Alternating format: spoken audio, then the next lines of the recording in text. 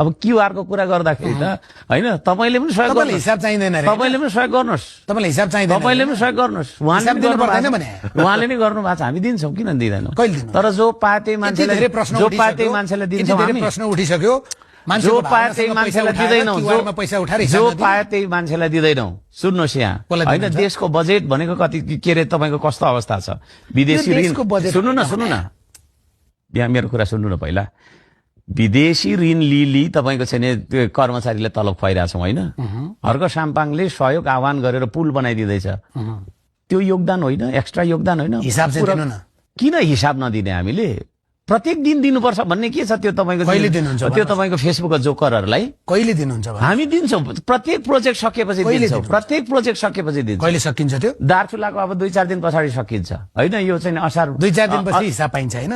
असार तपाईको चाहिँ हाम्रो असार 15 भित्रमा तपाईको चाहिँ दार्चुलाको पुल सकिन्छ त्यसपछि हामी देखाउँछौं तर ती फेसबुकका जोकरहरुलाई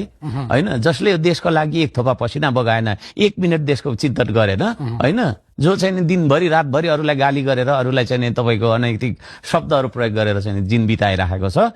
त्यस्ता मान्छेहरुलाई गाली गरेर त तपाई पनि समय बिताउनुहुन्छ नि त्यस्ता एक दिनमा कति घण्टा फेसबुकमा कहिले गाली गरे एउटा देखाइदिनु नि त मैले कति धेरै चीज लेख्नुहुन्छ हैन एउटा देखाइदिनु नि त मैले गाली गरे देखाइदिनु नि त अहिले मोबाइल अफ गरेर देखाइदिनुहुन्छ त देखाइदिनु न एकछिनपछि देखाइदिनु न छैन तपाईसँग प्रुफ छैन त्यो हौवाको तपाईको भरमा तपाईले प्रश्न सोध्नु नो है प्रुफ छ भने देखाइदिनु नि मैले गाली गरेको छैन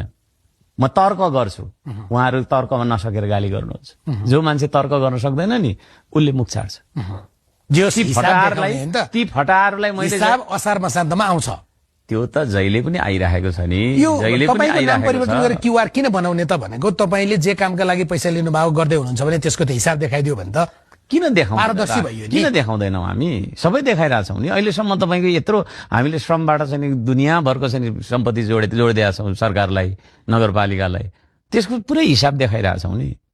हैन तर ती फटाहरू ती जोकरहरू जसले 1 रुपैयाँ तपाईको चाहिँ के रे हैन सहयोग गरेको छैन त्यसले दिन रात अहिले दे भोलि दिने कुरा छ र दिने कुरा छ र ती फटाहरूले कति तपाईको चाहिँ सहयोग गरे है तिनीहरूले जहिले भने तैले देखाइराख्ने कुरा हो र त्यो चीज होइन त्यसले गर्दाखेरि म भन्न चाहन्छु हैन तपाईहरु चाहिँ जे जति हुनुहुन्छ अब यो चाहिँ के भनिराख्ने मान्छेहरु सबैजनालाई म अनुरोध गर्न चाहन्छु जे पाते नबोल्नुस् हैन तपाईले कति कन्ट्रिब्युसन गर्नुभयो त्यो हेर्नुस् आफू नगर्ने अरु त अरूले गर्दा खुट्टा तान्ने